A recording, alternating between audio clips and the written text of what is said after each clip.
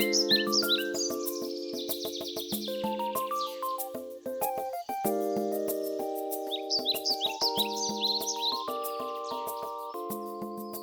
much, everybody, for coming, and I just really want to say a very big welcome to all of you and a very happy new year.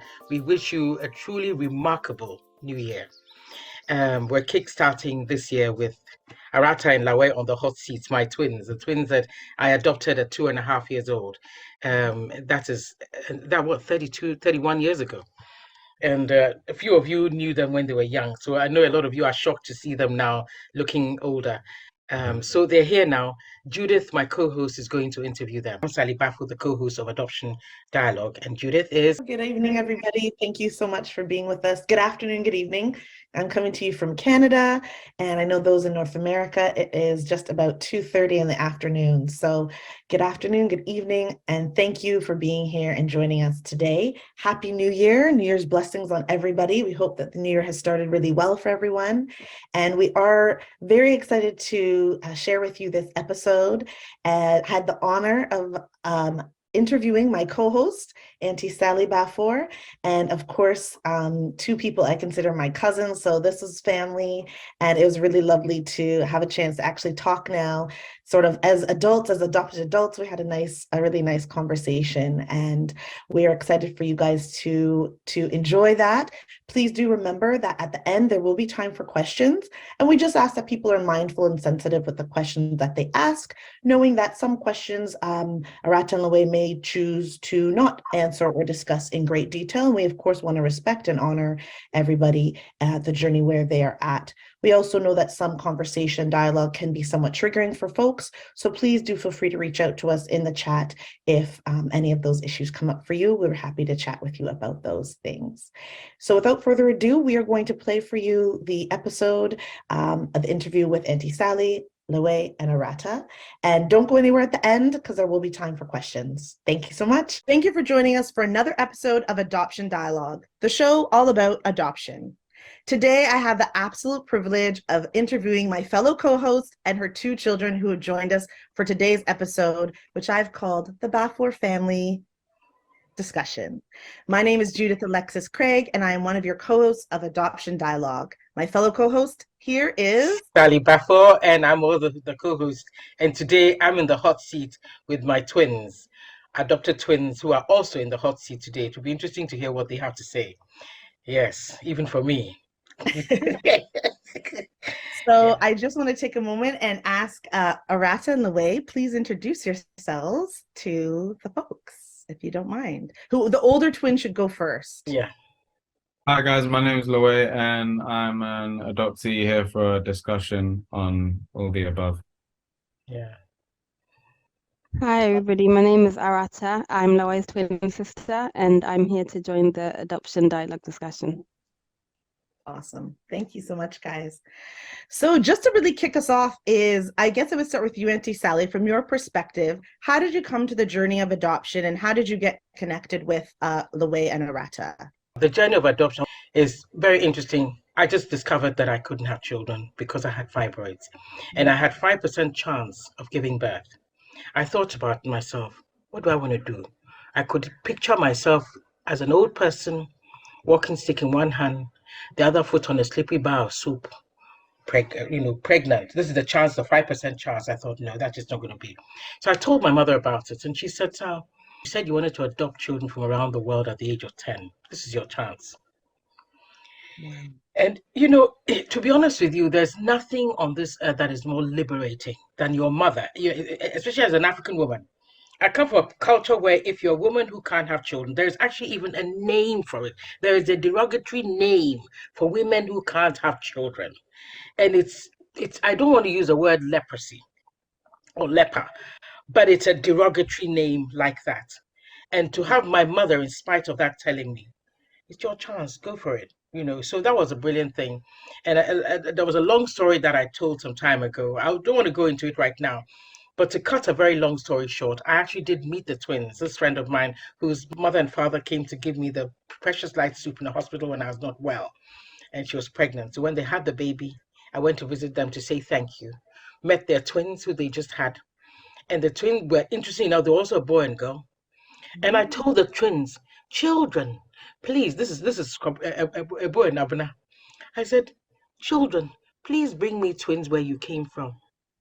Would you believe that exactly 1 month later, we actually saw Arata and Lawe in the newspaper, the Voice newspaper, an advert of them. In the newspaper, they were advertising for them, looking for families for them. And so my husband at that time was working with the paper, called me and told me. We called the people. They said, oh, no, we have to advertise it. 10 families were interested in them. We were the ones who were selected. And I think it's interesting when I look back, I don't know why we were selected. We were selected anyway.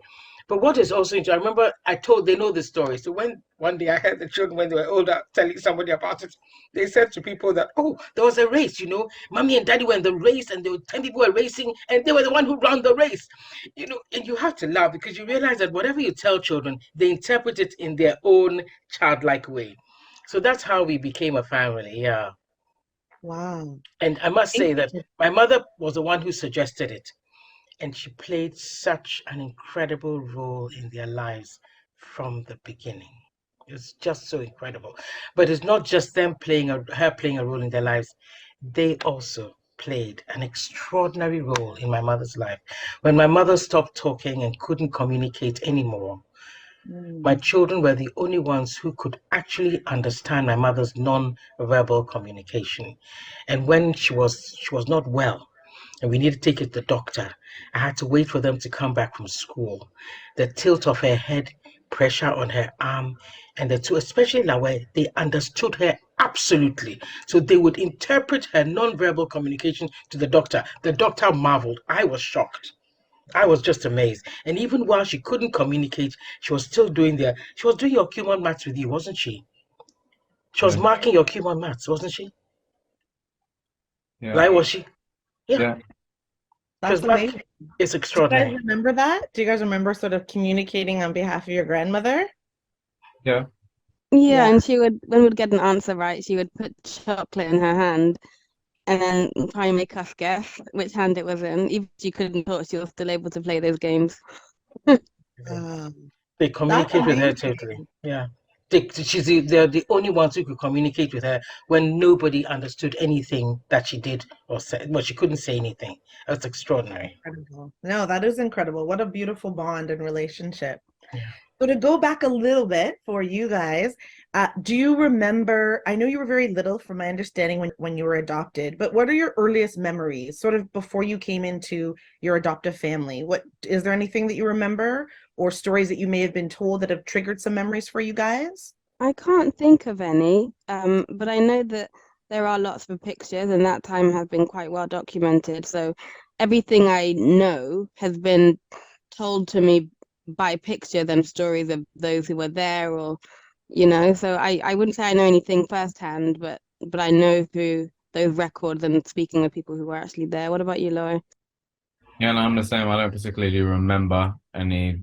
I don't particularly have any memories, but again, there's a load of pictures, so the timeline pre-adoption is documented just as well as the timeline after it. So like you can just open the photo albums and kind of piece together where you were. Like even though I know stories, for example, like just as an example, the adoption homes or like some of the families that we were with beforehand, before going into those photo albums to look at them, I had only heard, but those are times where you could put faces to names or faces to situations and make up the rest. And how significant has that been for you guys? Like, I don't want to put words in your mouth, but how significant has that been for you to have those photos? No, I was saying for me, it's been very significant because of the reasons I just said. And also, I'm a musician as well. So a lot of the photographs have served as inspirational lenses for me to look through when I use the photos for artwork or when I incorporate those photos into the music I make. That's awesome. It helps because it takes me back. And the pictures are actually all iconic. I get professionally taken, but it was just my mum with her camera just refusing to let any moment go undocumented. That's beautiful. And for me, it's equally important. Not so much the after adoption and I'll tell you why in a minute, because before adoption, there were pictures of us and our wider sibling group. And now that I have a child of my own, I'm able to see where pieces of his face come from in those other siblings. Do you see? Oh So gosh, as much as it's nice to have the pictures after adoption, I think things become important to you at different stages in your life. Before, I'd like to see everything, but now that I have a child, I'd like to see where his face comes from. oh, that Yeah. makes so much sense. Yeah. 100%. It's part of your history and what you now are passing on to your children too, right? So just so people are aware, you guys were unfortunately had to be removed from your first mother, your biological mother's care, and you were placed into Yeah. foster care. Yeah. You were in charge. The local authority in the UK had charge of your care. And do you know how long you were in foster care for? I'm not quite sure. I know that we were fostered for, again, coming back to the pictures, we have photo documentation of one particular family, and I'm not quite sure whether there were other families. I don't know whether it was a few months we were there. I don't know. I just have records of one family, and pictures of them. So I don't know. Okay. And it was a transracial placement, if I understand, well, the Yeah. family that you lived with. So they were what background were they? They were white Caucasian. They had a son of their own, I believe, and they were also fostering other children. At the time, I think a biracial child at the time. Okay, so a busy household. Yeah. And then what age were you guys adopted? Because obviously in the background of adoption, the social workers, just from personal knowledge, would have been doing all of the work. They obviously put your photograph in the Voice newspaper where your parents saw that picture. So all of that obviously is happening without your knowledge. But do you recall a time when a social worker or your foster parents sat down with you and said, you're moving to a new family? Is there any recollection there, or are there photos of that sort of moving moment, anything of that nature for you guys? I don't recall that specifically. There are pictures of something that I believe may be very close to that time. Um I've seen pictures of Arata and myself with mummy and a family of people who adopted my other siblings before that were adopted by a white couple. I've seen pictures of Arata and myself with that family, and I believe that would chronologically it would make sense for it to be as close to what you're talking about as possible. The adoption process isn't as instant as people might think. So Yes. before the adoption actually went through, I think what were we, 6 or 7 when it actually went through? It finally went through when you were 7. You were 7 years old at the time. 7, but we had been with you from about 2.5. That's it. So Okay.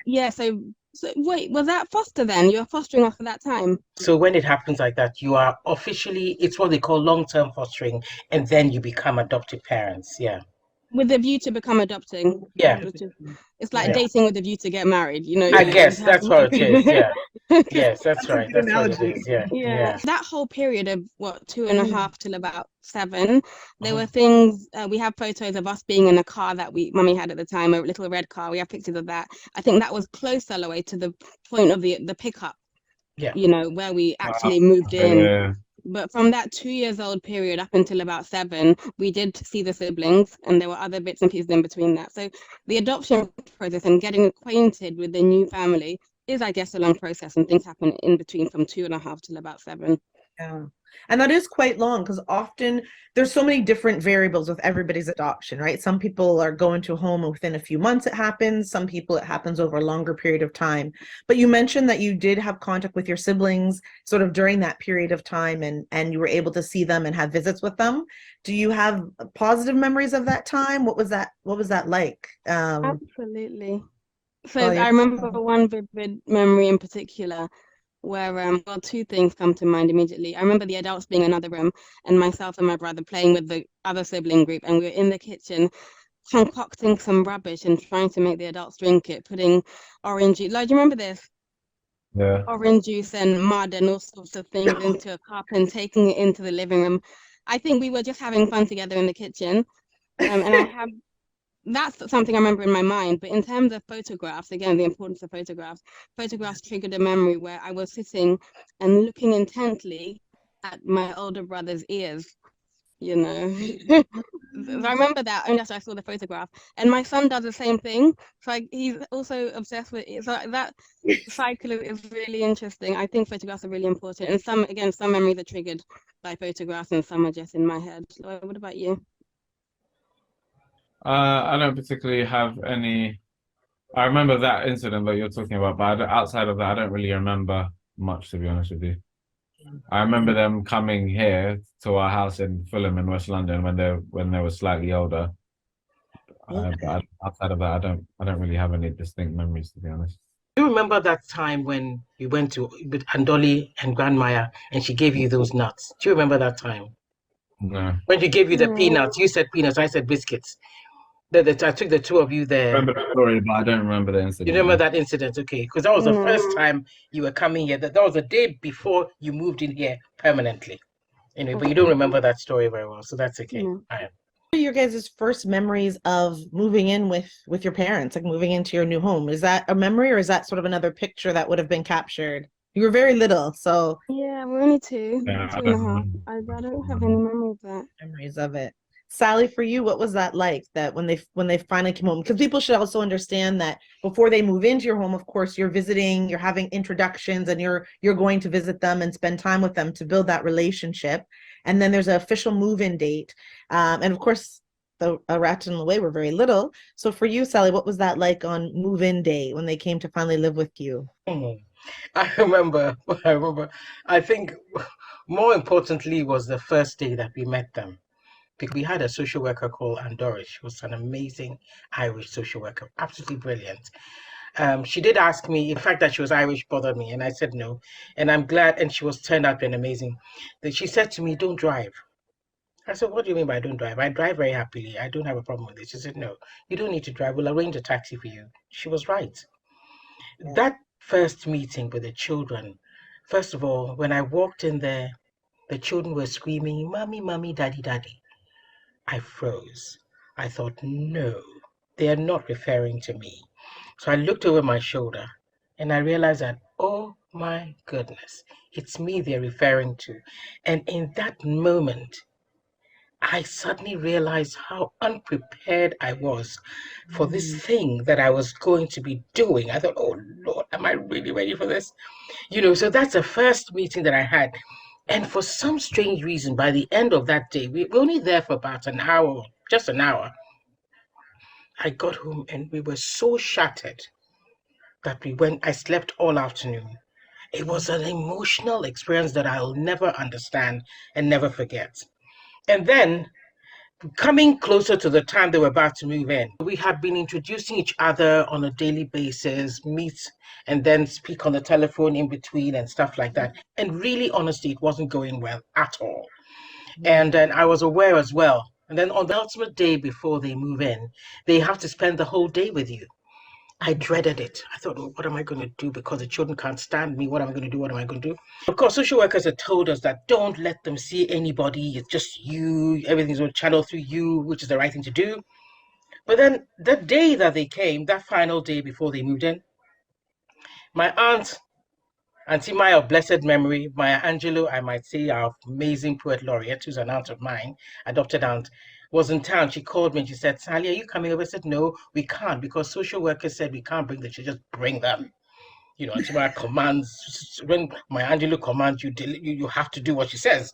So Tete and I, my ex-husband and I, went with the children to see her in a lady called Jill Tweedy. She was actually one of the editors for the Times newspaper, and her house was a house of, I mean, if anything broke in that house, you would really need to get a mortgage to pay for it. Oh dear. And here we had these two children who were like, live wires. They were here, there, and everywhere.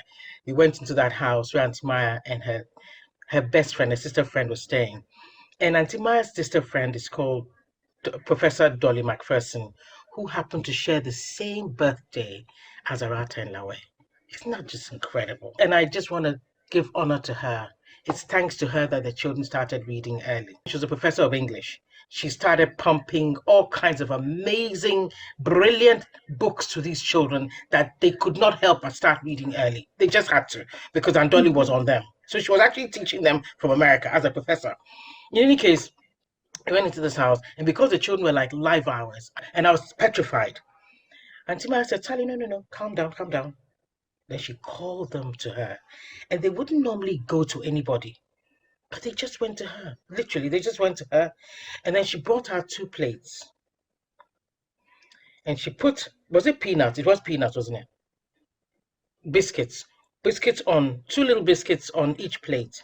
And she gave one to Lawe, gave one to Arata. Said, take. And then she said, take one from it. And they took it. Go and play.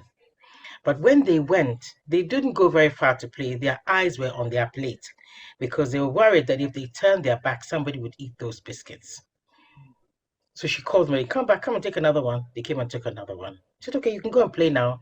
This time they went a little bit further, but their eyes were still on the plate, that nobody would take it. Then she called, okay, come back now after a few minutes, come back. And then she put the plate down and said, okay, now you come and help yourself. This one went for this other one. This one went for the other. Biscuits were all over the place. She said, okay, no problem. She picked it up again, put it back in the plate, made them take one each and said, go and play. It will be here. And they went and played for a long time.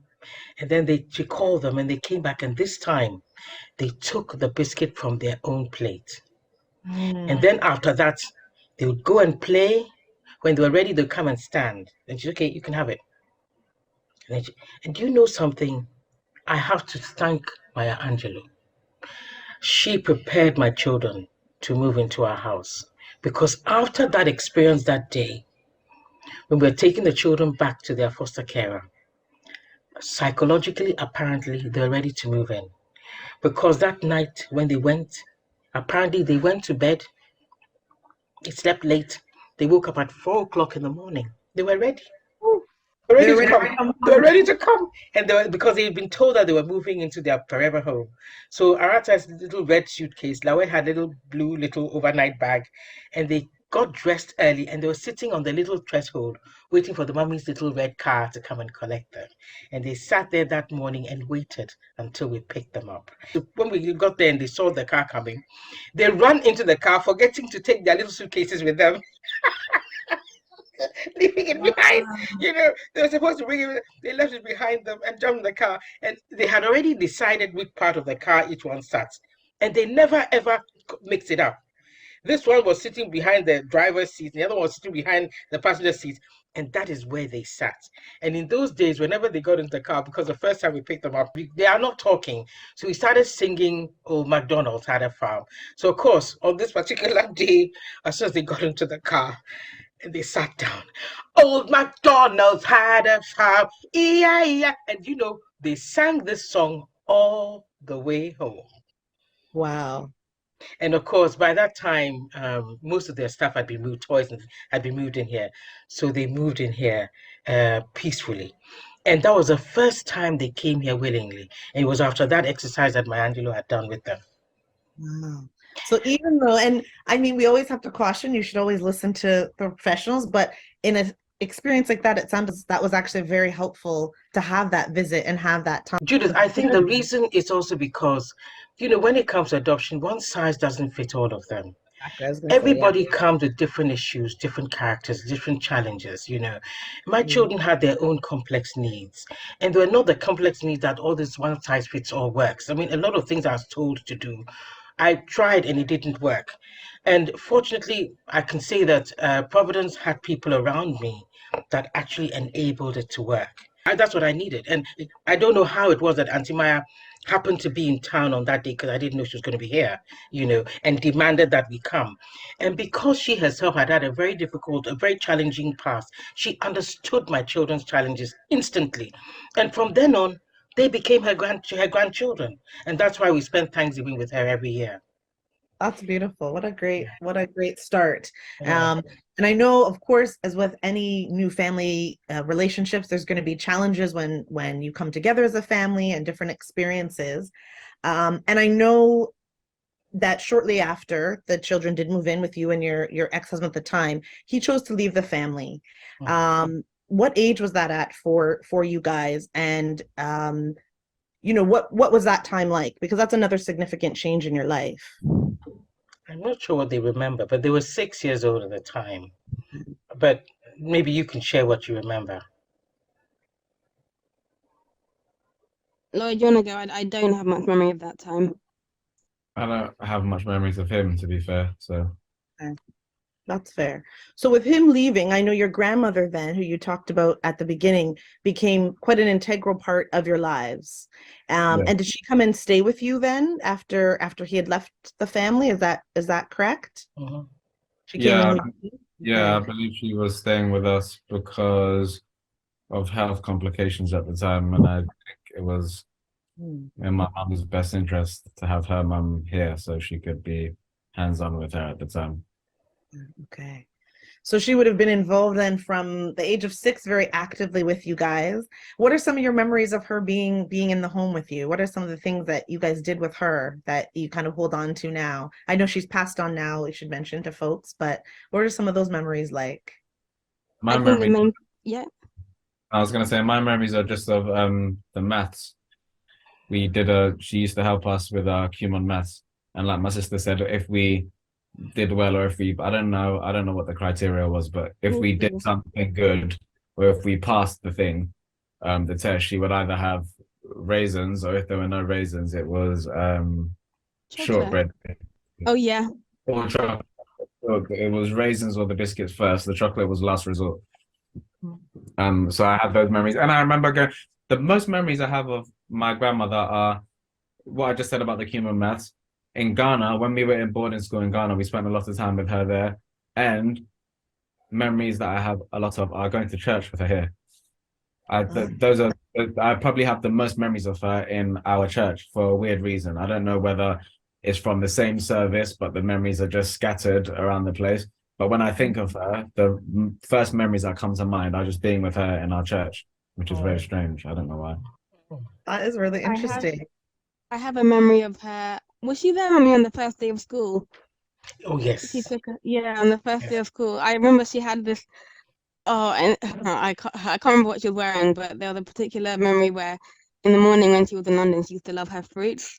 And she had a hat that she used to. Why is she wearing a hat at breakfast? I don't know. But she used to have this hat she used to have with her fruits in the morning. I used to.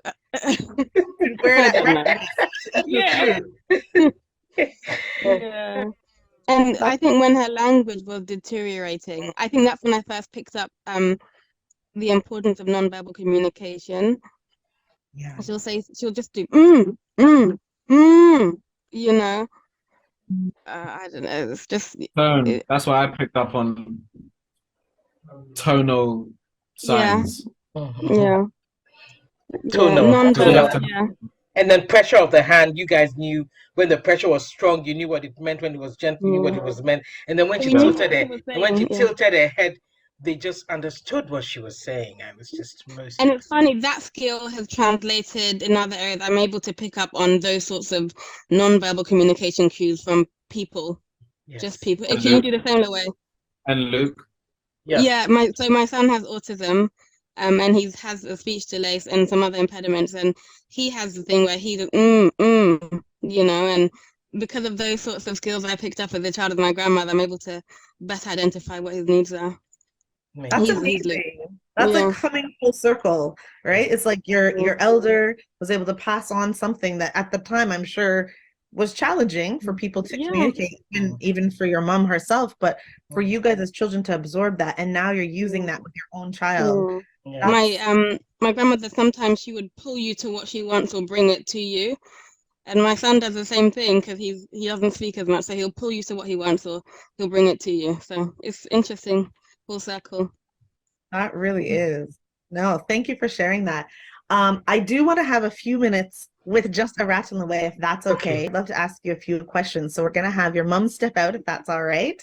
And just to dig in a little bit more, because I think sometimes when we talk about adoption and we are, we want to be sensitive to those who adopted us, but I think it's important to also be able to dig into our truths and our experiences, right? So I guess some of my first questions would be around sort of the cultural piece, because I know you guys are Caribbean descent, right? And your mom was obviously from Ghana. What was that like coming into a home? Were you aware, like what age were you aware of that? Did it impact you? And the cultural, like, did you grow up with some Caribbean culture in your home? Was it mainly Ghanaian culture? What was that like for you guys?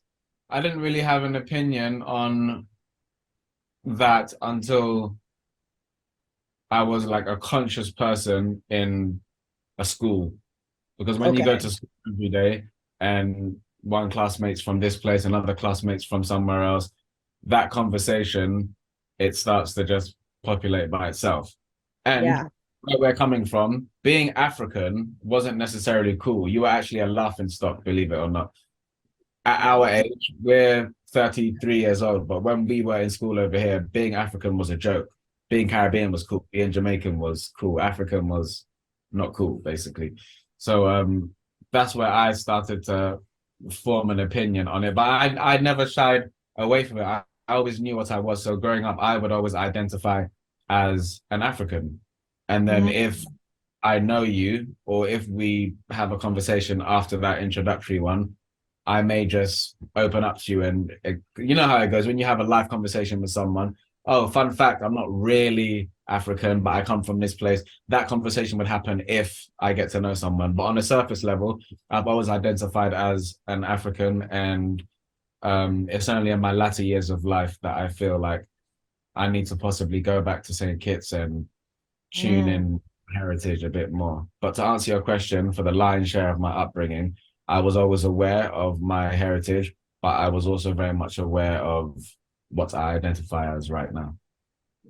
No, that's fair. So St. Kitts is somewhere you would like to go and kind of explore and just to see it as a country of sort of your biological family's origin. Yeah, I feel like you have to, because my sister and I both have kids now, so we would be doing them a disservice to not have them know about where they come from. And it's not to discredit where my mum comes from, because I see myself as coming from both equally. But at the same way I would stand on being or identifying as African, I would also need to make sure I at least give that some attention and time to hone in on it. Yeah, I think we're similar. So in addition to everything that I said, which is copy and paste for me, if anybody today asks me where I'm from, I'll say from Ghana and St. Kitts. Amazing. So you've just taken on both and really it is you now. That's your identity. It's true. It becomes the nature versus nurture argument, isn't it? Because we were brought up in a Ghanaian household, but technically we have the Caribbean stuff. So it's nature versus nurture.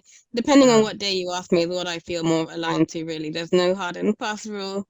But yeah, I do say I do just say Ghana and St. Kitts. And if they delve a bit deeper, sometimes I'll keep it surface level, and they'll assume that one parent is each. Right. I was gonna say you get that assumption that it's actually not about adoption. If I'm just meeting somebody in the shop, fine, whatever, I'll just leave that assumption. But if it's somebody, a colleague I'm working with, or somebody I'm getting to know, then I'll tell them. But yeah, I just say Ghana, St. Kitts.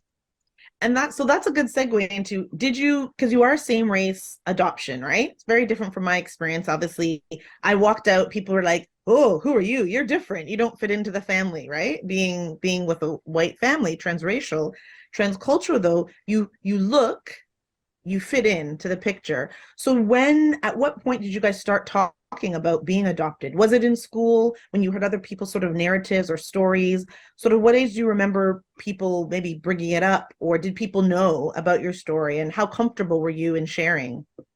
It's interesting because throughout our adoption placement, my mum was working with the BAF, so the British Association for Adoption and Fostering, and we were very involved during our upbringing in those sorts of annual adoption day and stuff. So it was never a thing like, oh, we had to be sat down and told. We knew it without knowing it. Do you know what I mean? So yearly would go to that. We would speak. So adoption and fostering, local authorities have meetings where prospective adopters can meet those who've been through it, perhaps like a buddy system. So we would go and speak at those sorts of events. So it wasn't, we just knew without knowing, it just was a part of our day-to-day life, do you know? What about you, Noelle? Like that? Was that something comfortable for you guys then? It was just sort of part of life that just fit in very but it has to be, it's comfortable if you feel like it's the truth.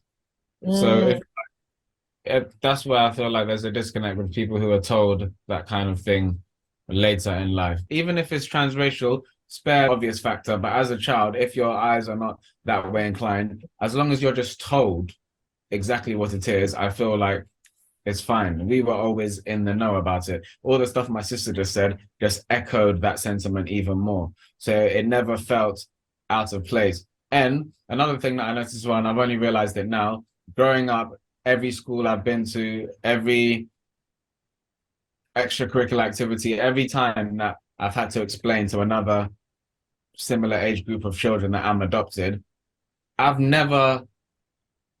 been subject to bullying because of being African before being adopted. I've never ever encountered a situation where I've been made fun of because I'm adopted. So that, I guess that's just a head nod to maybe other people's parenting. But some people aren't that lucky, because I know people who are adopted and they've been through hell because they've been a laughing stock. You know what I mean? And also they were told late. So it's one about, I've just found out, and now it's how do I manage what I've just found out? Whereas if you're in the know about that kind of stuff from earlier on, I feel like you just are a bit more of a sound person. And the other thing I will add is we have family friends who are adopted. I won't give any names, but their adoption, even though people close to the family know, but they don't talk about it themselves. And I think there's a level of shame attached to it in their family. But I think because we were speaking about it quite openly, there's no shame attached to it, if you know what I mean. You're just able to be yourselves within, this is our circumstance. It's not all that defines us, but this is part of who we are. And it was celebrated more than sort of looked down upon as something negative or bad, or which I think is key, right? That is huge for sure. In terms of sort of connecting or staying connected or wanting to reach back to biological family, is that something you both went through or experienced in wanting to reconnect with your siblings, for example, or biological parents? Is that something you guys went through at any point? I'm friends with two of my siblings on Facebook, and their contact is quite limited, and that's up to them. I mean, I reach out on birthdays and things like that. But yeah, I'm open to spending time with them.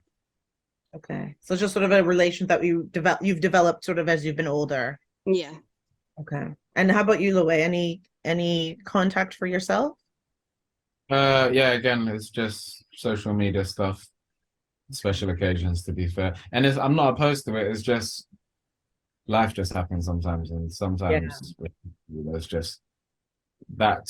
Actually, I'll answer properly. To be brutally honest, to be able to sit here and say, oh, I have a full-blown healthy relationship with them would be a lie. And it's not that I'm not interested in that. It's just that at this point in life, I just don't know if I have the energy to put into in that relationship. I just don't know if I have the energy, because it's not one, we're talking about multiple siblings and our biological mum. So it will be something that I will come around to doing, the same way I feel like I need to come around to going back to St. Kitts and making that home run in that respect. It is something I'll come around to doing, but I honestly feel that I have to be in an unshakable place before I go down that road. Yeah. And the added element is that my life is so okay now. What possible benefit, like what curiosity would that be it?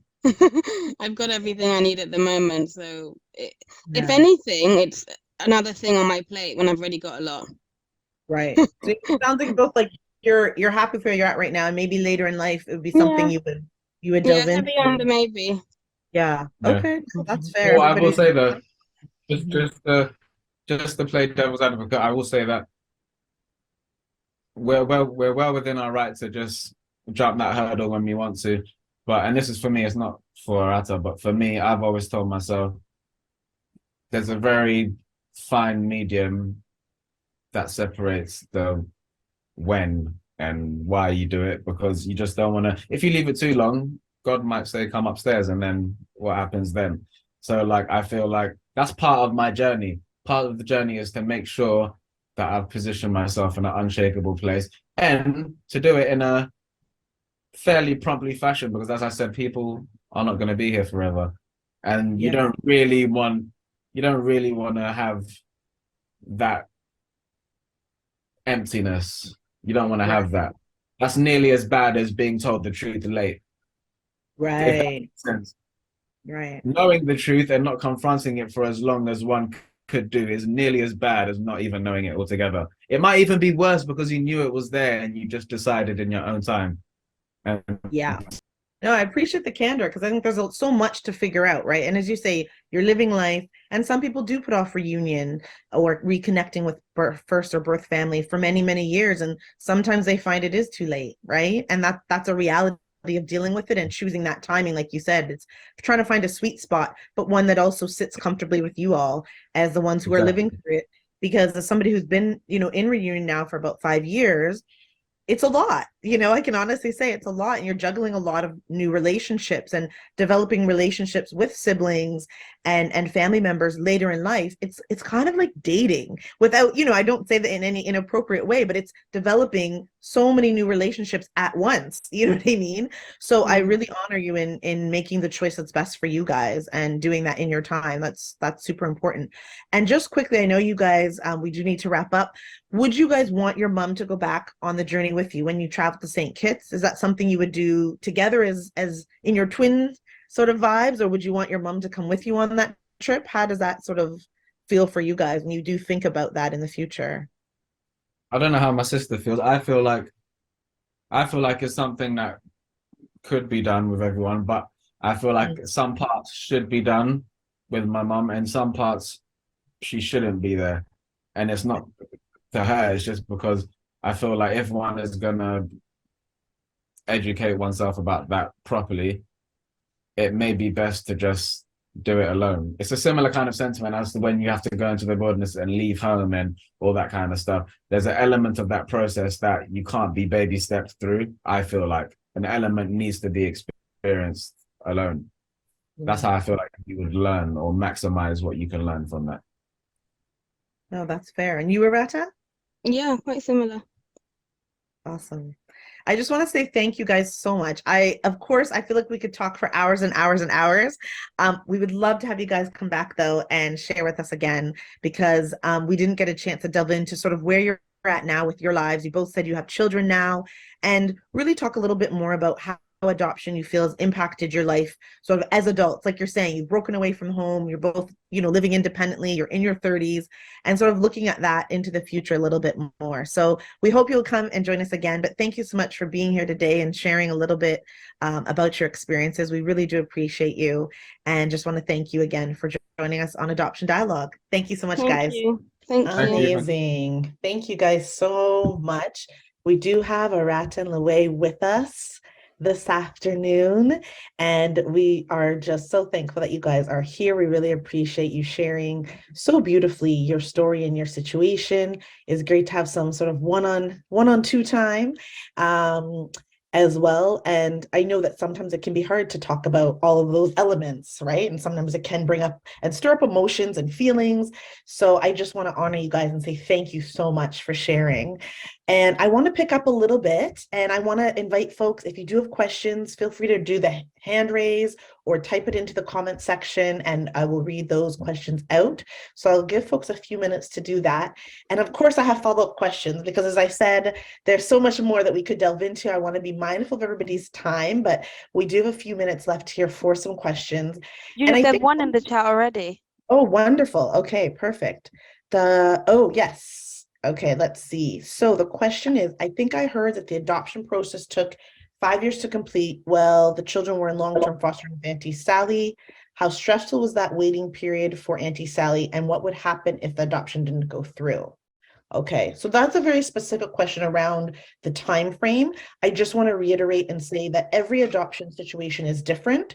So adoption, like the time frame in terms of waiting and the length of time, varies. So there's not necessarily a 5-year time frame that that would take. So for some children, they may be placed in the home, well, a foster to adopt sort of situation, and other children may be adopted quite quickly, actually. So there is a real variable, and it's very independent, but I'll maybe put that over to you, Auntie Sally, just in terms of sort of what was that waiting period like until it was an actual formalized and legal adoption process. Yeah, that was a very specific, there was a very specific reason at the time. The children had come in.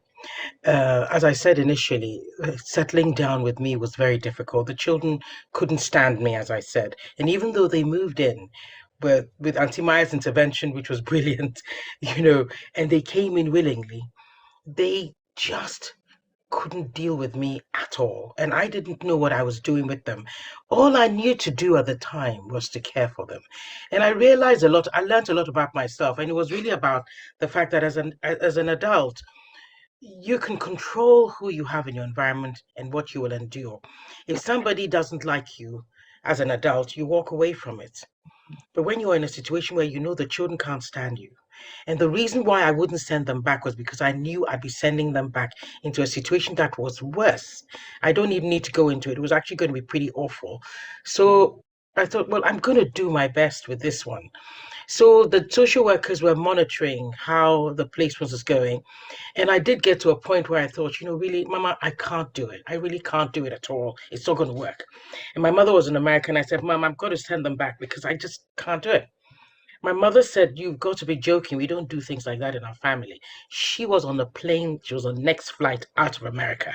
And she came straight to London. And an extraordinary thing is when Mama walked through the door, these kids run to my mother like little traitors, like they'd known her forever. I said, look at them. Look at these ones. They can't stand me and look at my mother. They've never met this woman before. They run to her. And these kids just got glued to my mother. My mother got on so well with them and they got on so well with my mother that they began to connect with me because of my mother's love for me. So ours was a very different journey for adoption. So this took a bit of time for it to materialize. And then, as I said, unfortunately, my relationship, I was in a marriage as well. That marriage then began to disintegrate. And so when the marriage, and you see, with all of these uncertainties going on in the house, you can't just get up and start adopting the children. And the kids were there. So all of this thing was playing out, the mother coming in, settling in, then getting to know me. Then soon after that, the husband also deciding to leave, and so on and so forth. And then the husband does leave, and then when the husband then left, social services says, well, look, I'm sorry, these children are live wires and they have really very complex needs. And therefore, we would not plan to have them adopted by one person. It has to be two people because they need that kind of support. So we've got to take them off you. And I said, no, not at this stage. I'm not going to let that happen. Fortunately, Mama was here. Mama was just so amazing. So, then they had to observe us to make sure that the children were settling and that I was going to be able to cope with it, And fortunately, with Mama's help, I was able to. And, so they had to observe over a period of time, and I have to give a lot of respect to them. That's a lot of caring of the children because they got to make sure that the children are in a home where they can settle and settle and be comfortable, and be safe and secure.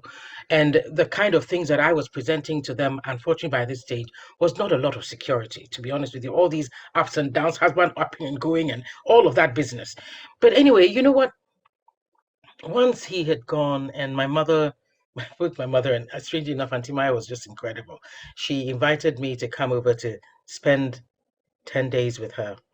And after he had left, and I went because I was really quite broken. I thought, how am I going to cope with this situation on my own, the two children? I left the children with my mother while I was here. And I went and spent 10 days with Auntie Maya. And it was a very interesting time. Auntie Maya is somebody who hasn't got time for the woe is me business. She hasn't got time for it. She won't even listen to it. You're not here for that kind of thing. I'm not interested in hearing the nitty-gritty. You're just here to gather yourself. And Auntie Maya has an amazing library in her home, or had rather. And I'd wake up in the morning, we'd have breakfast together, and we'd chat about everything else but why she'd invited me there.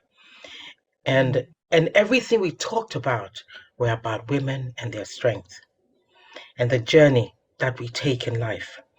And then I'd spend the day, she'd go to lectures and so on and so forth. I'd be in her library, we'd have lunch together. And we spent a lot of meaningful time together, but never talking about any of this situation, which is why she'd invited me to come and spend time with her.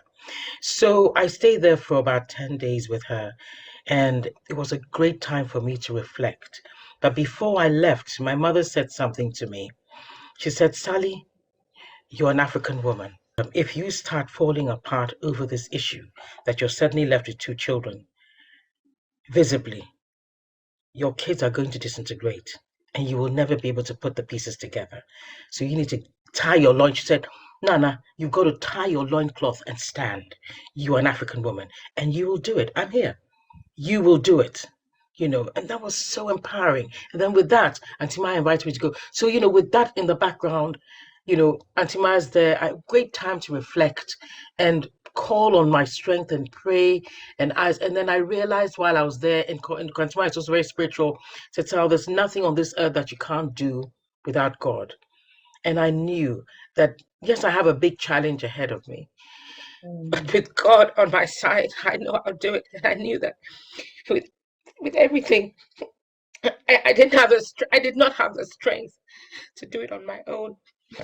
But I knew that if I tapped into a force that was bigger than me, I'd be able to do it. And I think that's what Auntie Maya reiterated to me each time. And my mother did the same thing. She said, Nana, you can do it.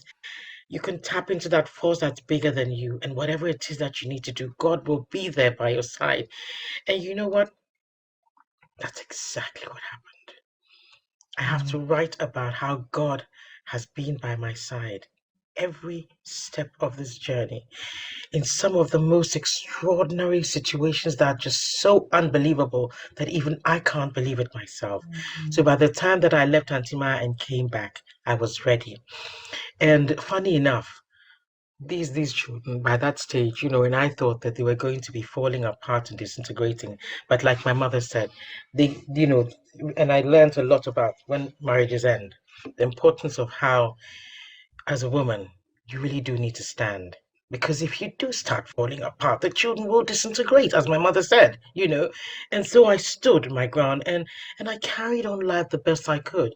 And that was a time also when, funny enough, without even understanding what was going on, I felt a lot of compassion coming from the children. I remember Lawe telling me one day, Mommy, I don't want to go to school today. And I said, but Lawe, why wouldn't you want to do that? He said, because I want to babysit you today. I thought, oh, bless him. Bless Lawe. Oh, and then another day he came and got a flower from the garden and said, Mom, take this flower. I want you to look at it today because I want you to know every time you look at it, that when I'm at school, I'm thinking about you, and these are beautiful little moments that came through at that time. So, so you don't feel like all is lost. And to be honest with you, in no time at all, I bounced right back. Unfortunately, my mother was ill. Her illness then decided to progress. I had the children and my mother, and the whole thing was such a chaotic situation of stress. But there is nothing more empowering, strangely enough, than having more stress to deal with at a time when your marriages are breaking up, because literally you have to focus on what is on your hand, what's at hand, and there are bigger issues. And so once I channeled my energy into the children and my mother, believe me, all of those other things about marriages breaking up just disappeared into oblivion, and I was able to gain my strength and get into my own and just run with it. And here we are today, still together, still standing, and here to tell the tale. And so all of that is what delayed the adoption. So by the time that I got my strength, and also I have to say this, I had a priest, Father Oliver McTurnan. I cannot talk about anything without mentioning his name, because Oliver McTurnan was there for the children and I. She said, Sally, I am not going to do a baptism for these children because you're going to stay, you're going to hold on to them, and when the adoption goes through, I will do the baptism. So he, in his own way, was also supporting us to make sure this relationship stays. He was calling us, how are you doing, what you need, and he would, even schools, he gave us the most extraordinary reference to a nursery. Come on, to a primary school. Can you imagine giving a reference to children to a nursery? He did that, just to make sure they got into the oratory and things like that. It was so amazing. So we had a lot of kindness, and that's why I say God came through. So it was all that time. So by the time we had done, everything had settled. We were now ready. Social work services were now convinced that this is something that would stay. And then they allowed us then to go ahead and do the adoption. And that's why, so really, Arata and Lawe, that's what took so long. It needn't have taken the long. It should have happened. It could have happened within 3 months of your coming. But we had all these ups and downs to deal with. There's lots of variables with cases. That's why we say it's such an individual thing. And I think something just to highlight that you said was the support system that you had was key, right? And I think that's the biggest takeaway is support, whatever that looks like. But that's why when you do an assessment, they ask who is in your network, who is your support system, who is going to be there to step up when unfortunate circumstances happen, marriage breakdown, divorce happens, death happens, right? There's trauma that can still interplay, as we know for all of us. Who's there to catch you? And you had a wonderful support network, and that's really, really key. So I want to be mindful of time. We have a few more questions. And one of the questions, which if you can just touch on very briefly, Auntie, is if you ever considered, so your consideration around adopting children and having biological children. I know you spoke to this at the beginning, but just to remind folks that about your circumstance around how you decide to grow your family. I discovered that I couldn't have children. And when they had to do an operation of 22 fibroids, which left my stomach so weak and scarred that it was very difficult. I kept miscarrying. And, what are you going to wait for 5%? I knew I had to be a mother. But then the most important thing was my mother. Oh, my mother was so good. She asked me a powerful question. She said, Nana, when it comes to having children, what is it that you most desire? Is it the experience of childbirth, moans and groans and all of those things, or the opportunity to be a mother? I thought, wow, what an incredible question. I've never thought about that before. So, of course, we went and talked about it, my ex-husband and I, at great length. And we realized that, well, if the opportunity to give birth had eluded me, well, the chance is still there to become a mother. So mother is really key. So when Mama called us 2 days later, she was in America at the time. She goes, "What have you thought about it?" I said, "Yes, Mom. What do you think? What do you make of it?" I said, "Mom, I think this is it. The opportunity to have birth has eluded me. Then I'd really want to be a mother." And that's when she said, "Well, you wanted to adopt 10 children from around the world. This is your chance. Go for it." So adoption that's was the journey. previously, Yeah, something that's what I you had mentioned earlier. considered. Yeah. Right. So that's a journey that took me to this decision. But I'm very happy that I had a mother who encouraged me, because I have to be honest with you. If my mother hadn't done so, I would have been very shy and embarrassed to adopt. I would have fallen into that trap of women who are almost seen as lepers, the denigrating word that is used for women who can't have children in Africa. I'd have ended up in that place, of shame and all of those things. Mama didn't give me the opportunity to get there. She was very empowering every step of the way. So I was empowered along the way, went straight into adoption, and really got to a place where when I was adopting the children, it was really just another way of having children. That's all it was. Some by childbirth, others by adoption. And that's how ours was, which is why the children knew they were adopted from the get-go. And the wonderful thing is everybody in my family knows that they're adopted, but everybody has forgotten that they know they haven't got it so doesn't matter that they are my children, and that's it, period. Never mind the fact that it's adopted or child, it doesn't matter. They are my children.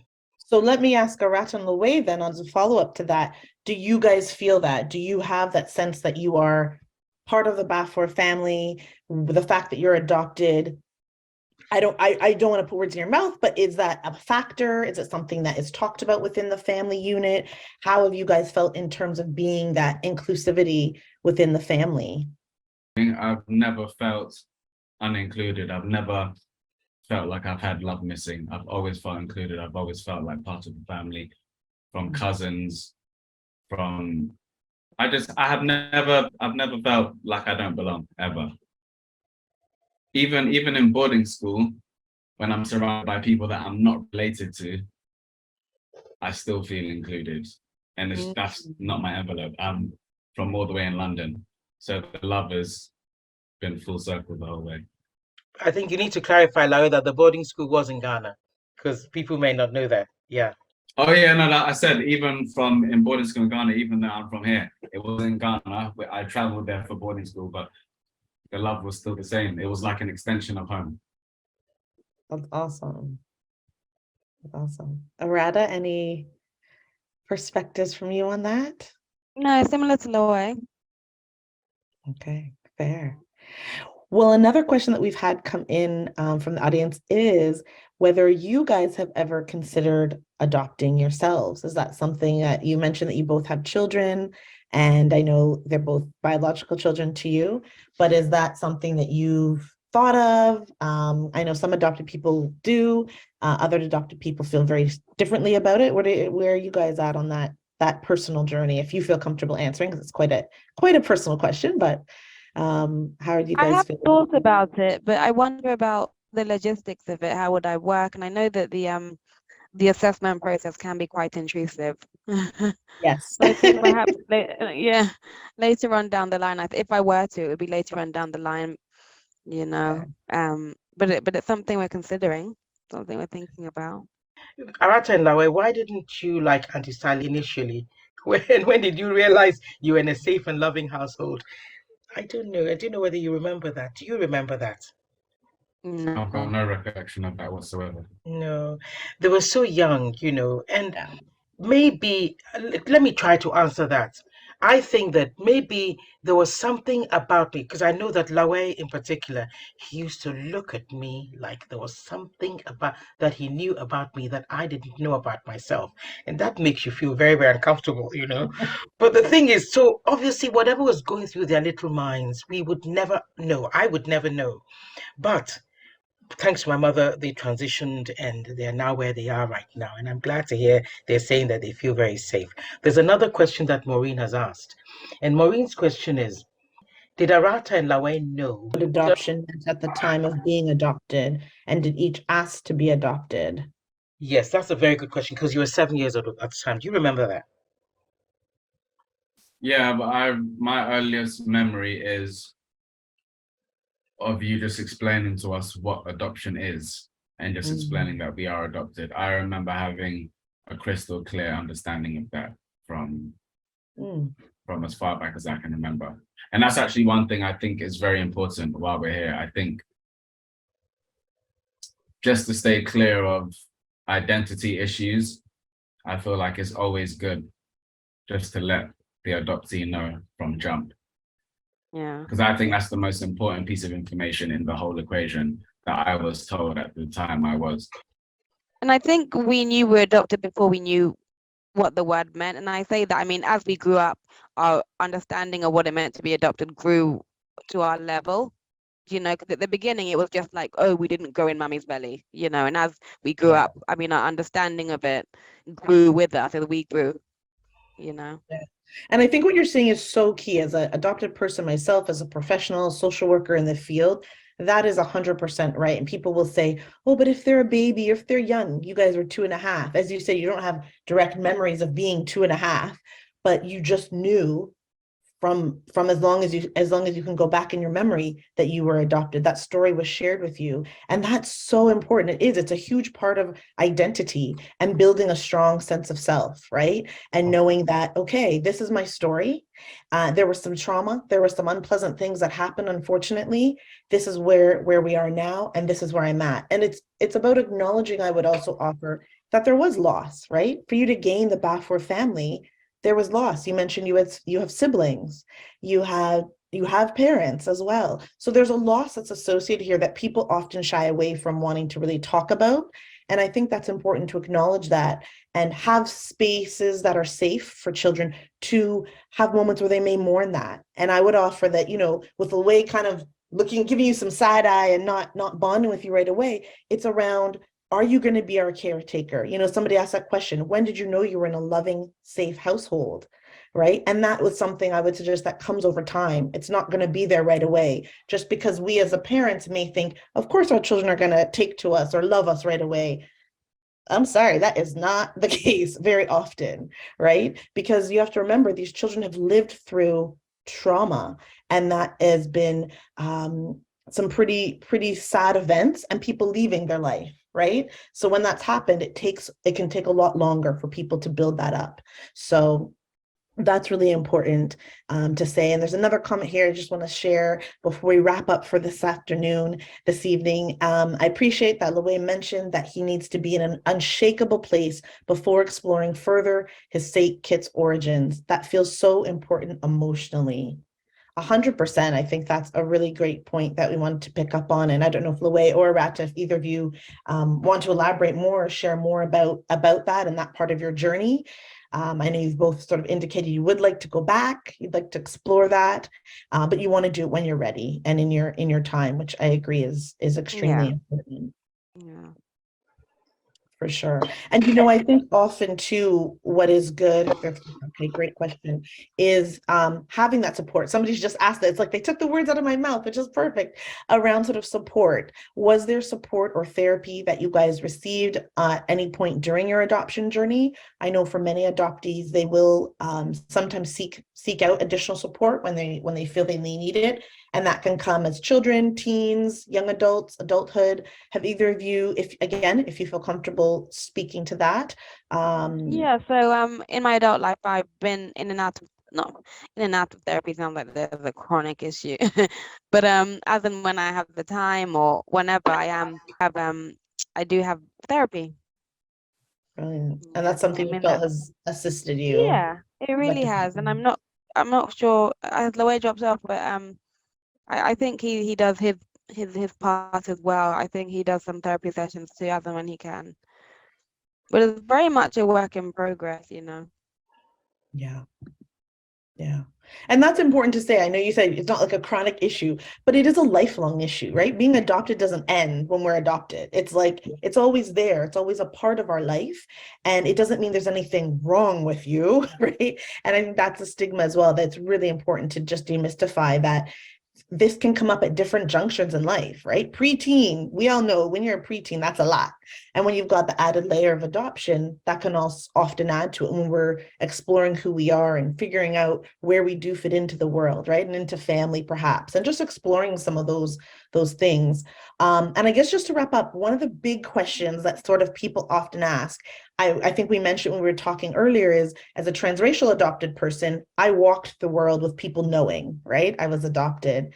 For you guys being a same race placement, same race adoption, even though there was a transcultural element, when you walked into the world, what did that feel like? Like for people, did they know automatically? Was it when you, as you mentioned, getting to know people better, you might share more about your life?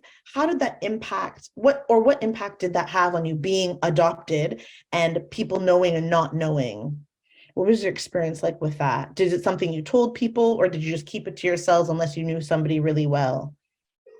What was your journey like being adopted, but in a same race placement? I was mentioning that for me, it was very evident because my family's predominantly white, but for you all in a transcultural, but same race placement, what was that experience like? Did people ask? Did you have to tell people? Did you feel comfortable sharing it? What was that experience like of being adopted, but not, that did people know? And if yes, how did that feel? If no, did you tell people voluntarily?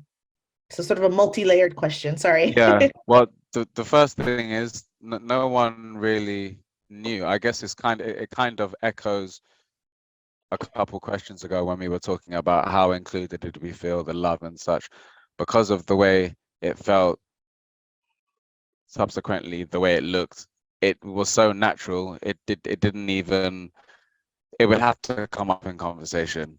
Right. Because you just forget, honestly, you genuinely just forget. It's something that you would just, it has to come up in conversation. For example, in school, if adoption question came up or if an adoption discussion was family trees, exactly, that's a good example of something that would come up in school where some of the teachers knew and we would be made examples of in the best way possible. The teacher would just say, oh, fun fact, we have some people in the class that are adopted, and it was a great discussion. It was a great talking point.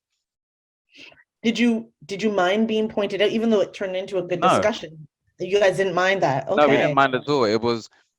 We were proud of it. It was just, we didn't have adoptees on our t-shirts, but we were proud of it. Yeah, we weren't hiding it, and we were proud to talk about it, and we were proud to educate people and enlighten people. Sorry. Oh, That's really powerful. I know for some adoptees, they don't like to talk about it. But again, I think that goes back to the testament of the fact that it wasn't hidden, it wasn't a shame, it was something that was how your family was growing, and it was Right. something that was essentially celebrated and that you guys knew about. So you didn't have to be like, there's this whole other element that came with that. And I think shame's a big one that people really struggle with a lot of the time. So Yeah. thank you for that and for sharing that. Thank you so much for being with us. Thank you for sharing with us so candidly.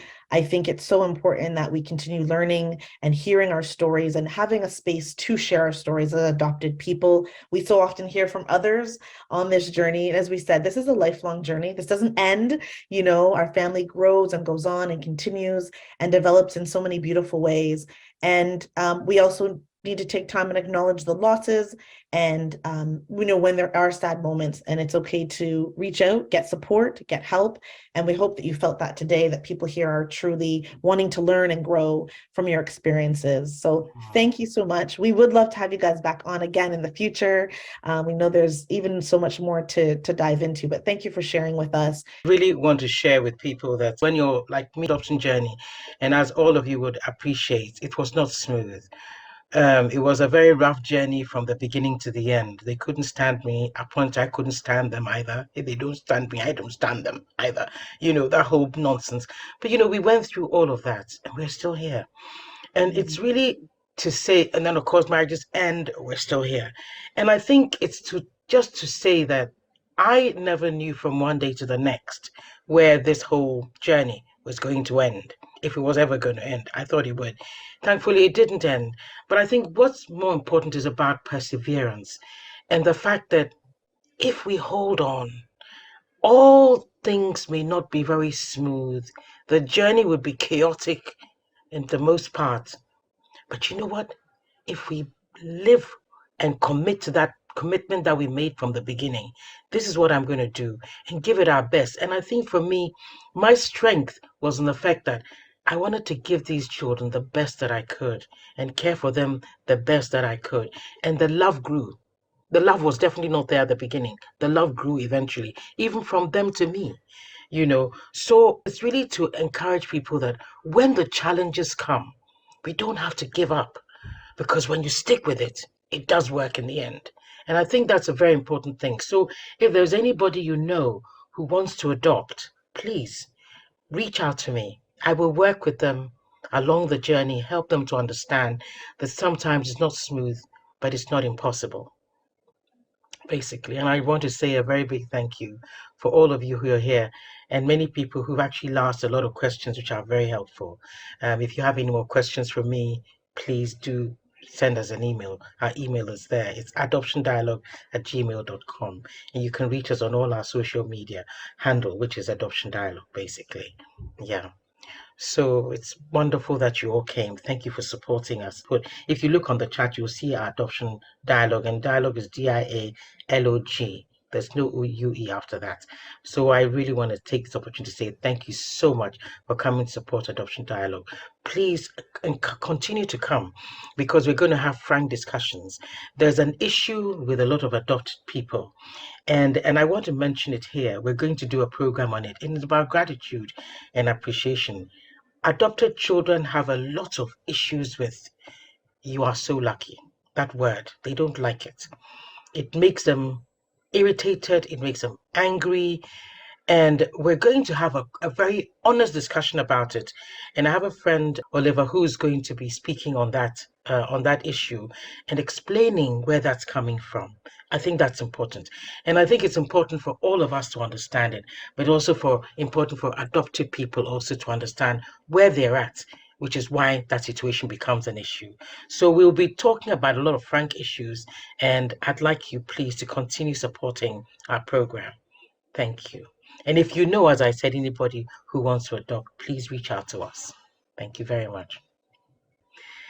Thank you all, and have a very lovely evening. And we wish you a truly remarkable 2023. Happy New Year to all of you. Thank you. Thank you so much. Bye-bye.